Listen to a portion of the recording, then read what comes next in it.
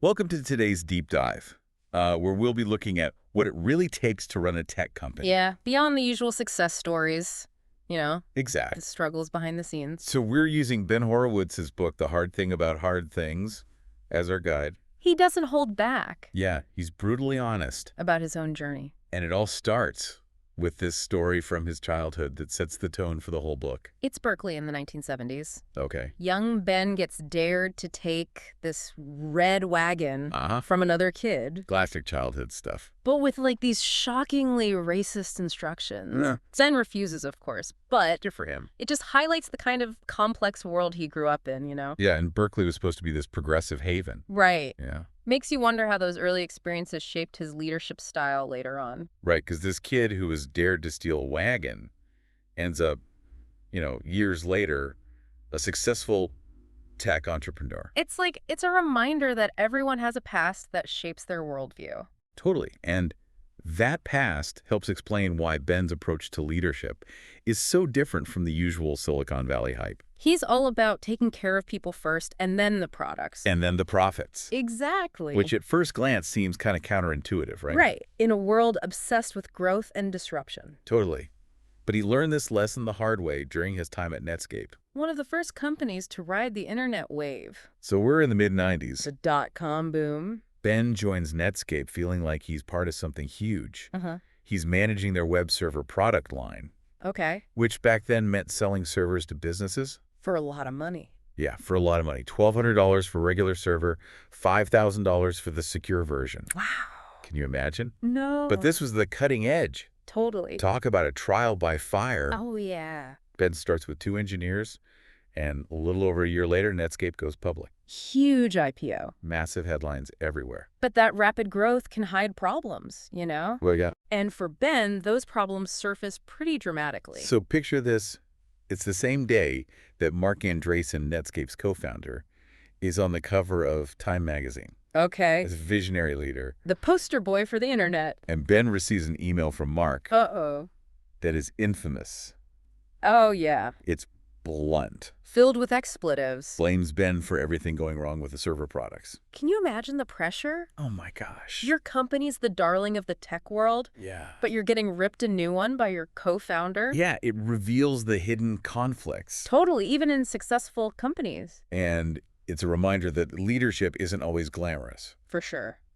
Ben's wife, Felicia, usually this super positive person, tells him, you need to start looking for a new job. Wow. That's how bad it was. That's a sign that things were rough. This experience, combined with the rapid growth and the pressure cooker of Netscape, really shaped Ben's understanding of leadership. It did. And it led him to develop his philosophy of putting people first, which he illustrates with the story about Bill Campbell. Oh, yeah, legendary mentor in Silicon Valley. Bill was known as a trillion-dollar coach. Advised so many successful CEOs. Yeah, Bill was the kind of person you could celebrate a big win with, but also call in a crisis. Yeah, when you needed someone to help you figure things out. He wasn't just there for the good times. No, he was there for the tough conversations. Yeah, the moments when you needed someone to challenge you. And hold you accountable. Having people around you who can provide both support and de-challenge. It's critical for any leader. And Ben takes this lesson with him as he embarks on his next venture, Loudcloud.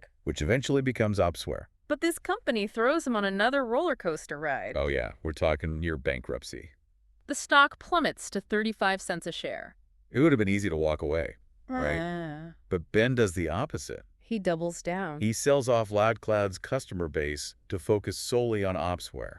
Bold move. And then he issues new stock grants to his remaining employees. Okay. But he tells them point blank, if you don't believe in this, quit right now. Oh, what honesty. It's incredible. Especially in a crisis. He's not sugarcoating it. No. He's saying this is a gamble. Are you in or out?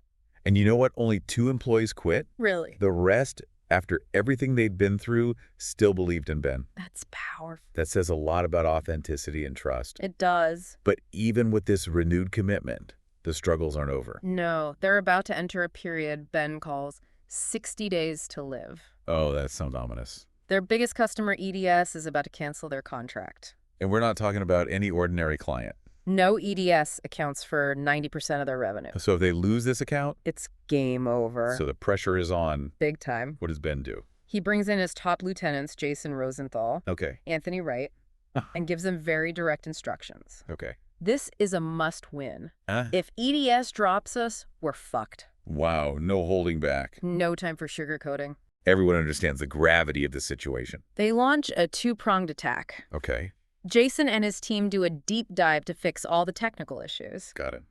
Meanwhile, Anthony is tasked with finding what Ben calls exciting value. Interesting. Something to make EDS want to stay.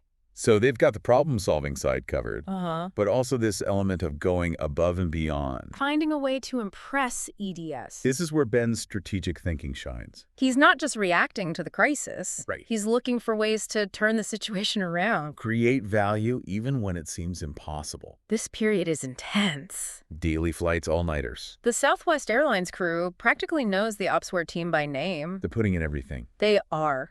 And amid all this chaos, Anthony makes a seemingly small but crucial discovery. About Frank, the main EDS executive. Fill me in. Anthony finds out that Frank loves long airport layovers. Not because he enjoys airports, because he loves airport bars. It just highlights Ben's emphasis on understanding people. Yeah, by knowing Frank's motivations. They gain valuable insight into how to approach him. Build a relationship. That goes beyond just business. This is where it gets really interesting. Remember Anthony's mission to find that exciting value? I do. Well, the answer comes from a very unexpected source. Anthony discovers a small company called Tangram, and they have the solution to EDS's biggest problem. No way. It's not even some fancy high-tech solution. What is it? It's something simple but effective that no one else had thought of. So the key to saving a multi-million-dollar company comes from a random small business. That's incredible. It's a testament to thinking outside the box. Anthony's persistence? And Ben's willingness to consider unconventional solutions. So what happens? They acquire Tangram, integrate their solution, they save the EDS account. Wow. They exceed EDS's expectations. And secure Opsware's survival. Plus, Tangram's CFO ends up joining Opsware. They become lifelong friends. So a win-win-win. Absolutely. They solve the crisis, acquire a valuable asset. And build a lasting relationship. But knowing Ben's track record, I'm guessing the roller coaster isn't over yet. You're right, in the tech world, you're only as good as your last product. Your last quarter. Just as they catch their breath, a new competitor emerges. Who is it? BladeLogic. Oh, no. And they're outperforming Opsware. Winning deals left and right. The stock price plummets again. Talk about a punch to the gut. And to make matters worse, Mark Andreessen decides to start another company. So Ben has less support than ever. He's exhausted, emotionally drained. And facing another threat. He needs to rally his team again. But this time it feels different. The fatigue is setting in. How do you motivate people to keep fighting when they've already given so much? Ben gathers his engineering team and delivers a raw, emotional speech. What does he say? He tells them about BladeLogic, the risk of selling the company for cheap, asks for their commitment for the next 6 months. 6 months. He says, make no mistake, we have one bullet left in the gun, and we must hit the target. Wow, that's powerful. It is. He's not pretending everything is fine. He's laying it all out there. The risks, the desperation. The need for everyone to step up. And years later, Ben learns that his team didn't resent him for that speech. No, they appreciated his honesty. The trust he placed in them. That shared sense of purpose helped them build a winning product. So they dug deep. Focused on features. That would give them an edge. Over BladeLogic. And eventually, they turned the tide. But even with a winning product, the journey's rarely smooth sailing. I bet. Ben faces a whole new set of challenges as Opsware grows. Challenges that force him to confront his own limitations and define what it means to be a leader. Okay, I'm definitely hooked. We'll have to dive into those challenges and the lessons Ben learns in the next part of our deep dive. So we left off with Ben rallying the troops at Opsware, for another battle, this time against BladeLogic. He gives that raw speech. Saying, we've got one shot left. Yeah, let's make it count. But those rallying cries can be motivating. But Ben admits later he had second thoughts. Oh, really? Yeah, he worried he'd pushed his team too far. That they'd sacrificed too much already. It's that leader's dilemma. You want to inspire people. Push them to achieve great things. But not burn them out. You don't want resentment. And years later, Ben finds out his team didn't resent him at all. Oh, wow. One engineer even said it was great. Really? Ben would give them feedback and pat people on the back when they were done. So they appreciated the honesty. Yeah, the trust he placed in them. And the chance to be part of the solution. So his vulnerability That willingness to be real. actually strengthened their bond. And their resolve. And it paid off. They channeled that sense of purpose. Into building a winning product. Yeah, focused on features that would give them an edge. Over blade logic. Okay, so they're back in the game. But I'm sensing another but coming. Well, this has been Horowitz we're talking about. Even with a great product, the challenges keep coming. Of course they do. This time, the challenge isn't a competitor. Okay. Or a technical problem. It's more about knowing what to do out. Knowing what to do. Yeah. What does that even look like? I mean, you can have the best product, the most talented team, but if you're not heading in the right direction strategically, Yeah, it's all for nothing. you need that vision That big picture understanding. of where the market's going. How your company fits in. And sometimes knowing what to do involves making really tough decisions. Like what kind of decisions are we talking about? Well, at one point, Ben is faced with this choice. Okay. Reverse split the company's stock or risk getting delisted from the NASDAQ. Okay, so a reverse stock split. Yeah, it's kind of like consolidating your coins. Okay, You have fewer coins, but each one is worth more. so I can see why that's appealing if your stock price is low. Right. But what's the downside? It can signal to the market that the company's in trouble. Like, we're so desperate we have to resort to financial trickery. To boost the stock price. Exactly. Not a move you make unless you're really feeling the heat. Right. And Ben hates the idea. Oh, really? He knows it'll make him look weak, like he's giving up. But he also knows getting delisted would be disastrous. It would make it almost impossible to raise money. So it's a classic catch-22. Do the thing you hate to survive. Or risk it all on principle. So what does he do? I'm on the edge of my seat. He considers doing the reverse split. Right. Even Mark Andreessen, his partner, thinks it's the right move. Really? Mark even makes this dark joke. Things are always darkest before they go completely black. Oh, man, I can only imagine the stress. But Ben takes a different approach. Okay, what does he do? He decides to hit the road. Okay. Personally convince investors that Opsware is a good bet. Even with the low stock price. Yeah, he's betting on himself and his team. That's bold. And he seeks advice from this legendary investment banker, Okay. Herb Allen. Herb, after hearing Ben's pitch, gives him some simple advice. Tell the story. The power of storytelling, Right. It's easy to get caught up in numbers and data. especially in tech. But sometimes it's about connecting with people emotionally. Making them believe in your vision. And Ben takes this to heart. He refines his pitch. Focuses on the why behind Opsware. The problem they're solving. The passion of his team. So he's appealing to both the head and the heart. And it works. It does. They attract new investors. The stock price recovers. They get some breathing room. It shows the importance of not just having a good product. But being able to communicate your vision. Tell a compelling story. It also highlights the value of seeking wise counsel. Yeah, surrounding yourself with people who challenge you. Ben, despite being a strong personality, is actually good at seeking advice. He is. But seeking advice and taking it are two different things. True, especially for someone like Ben with strong convictions. Right. It's not about blindly following advice. It's about weighing the options. The risks and rewards. And making the decision that feels right, even if it's difficult. And I bet that decision-making process can feel lonely. You're the CEO, the buck stops with you. Everyone's looking to you for answers. Ben talks about that isolation. Carrying the burden of responsibility. For the company and everyone in it. And sometimes that responsibility involves tough calls. Like letting people go. Layoffs are never easy. No matter how big or small the company. How does Ben approach that? He stresses handling layoffs with compassion and respect. Okay. Be direct and honest. No sugarcoating. And treat people fairly.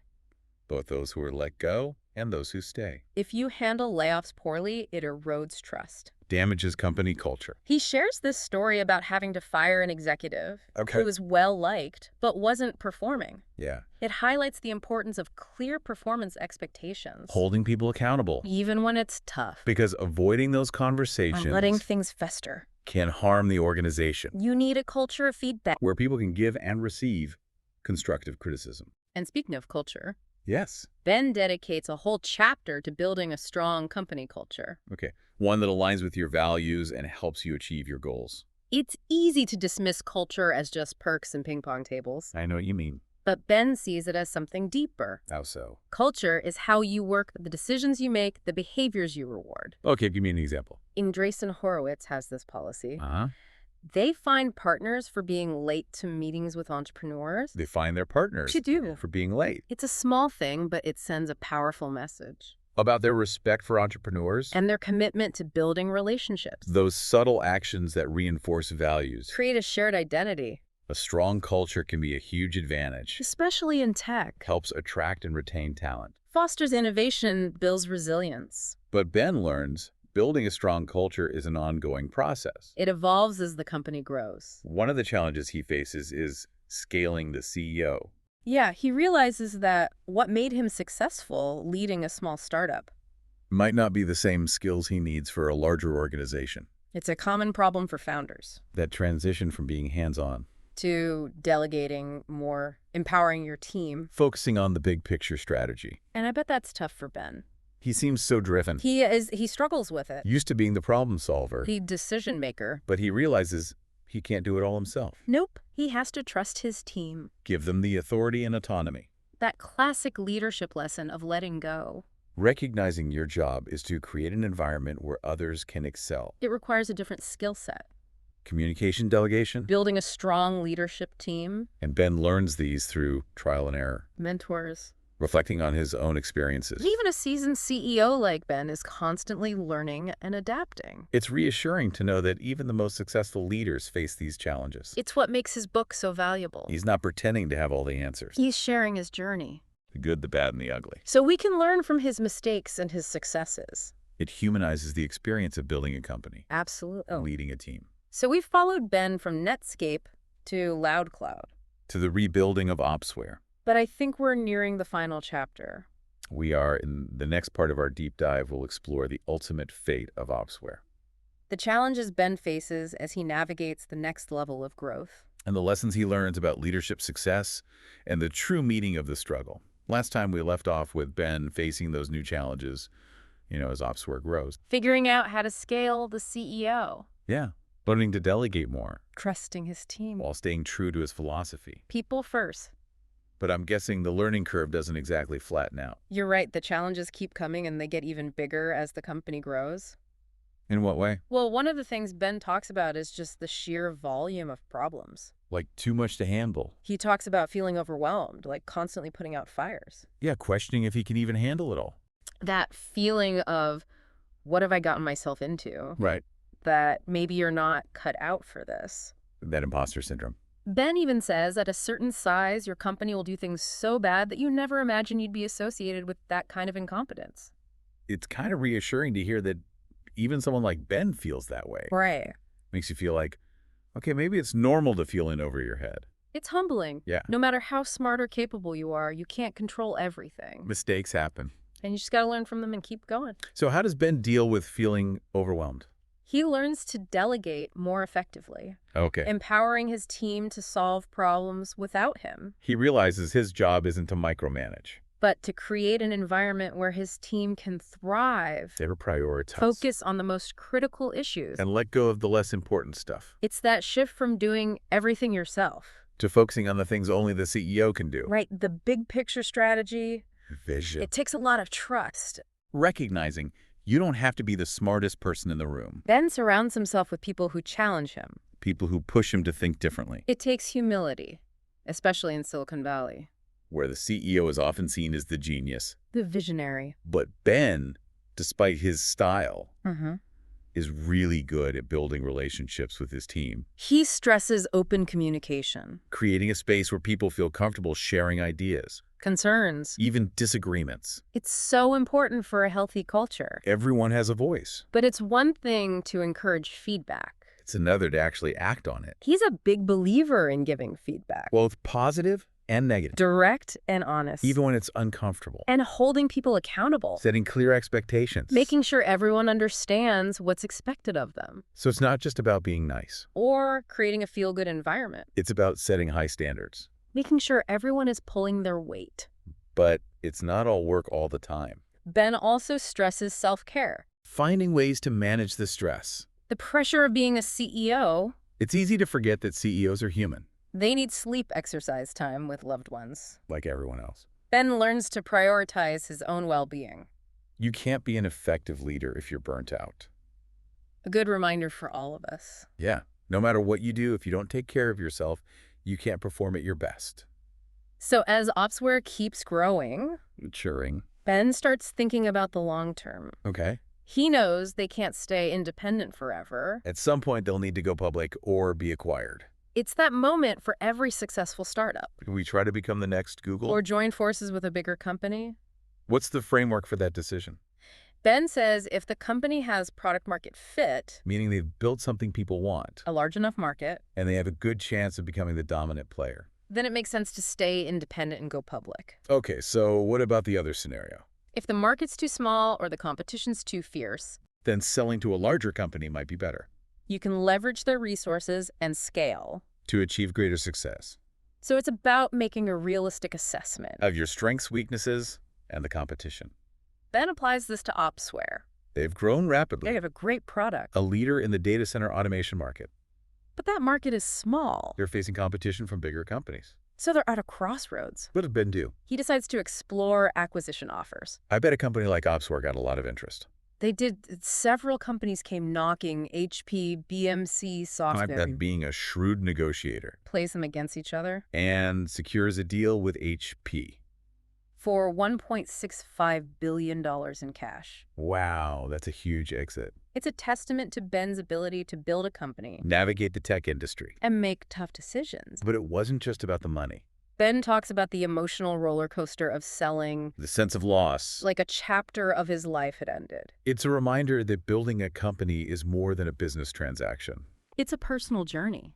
And Ben, despite the success, acknowledges the struggles, The near-death experiences. the toll it took on him and his team. He calls it the struggle. And he says it's an essential part of building something great. It's those challenges, the setbacks. The moments you want to give up. They forge you, make you stronger. He writes, the struggle is where greatness comes from.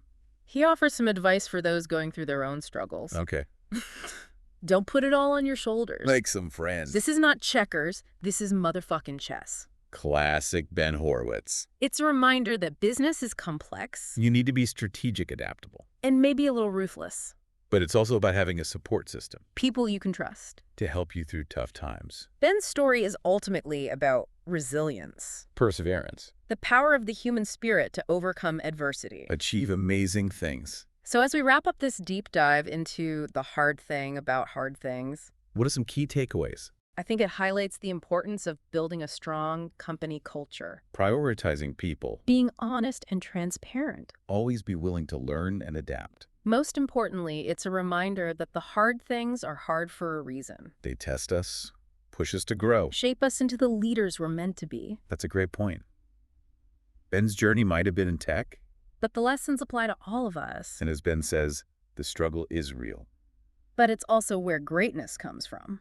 Thanks for taking this deep dive with us. We hope you found it insightful. Maybe even inspiring. Until next time.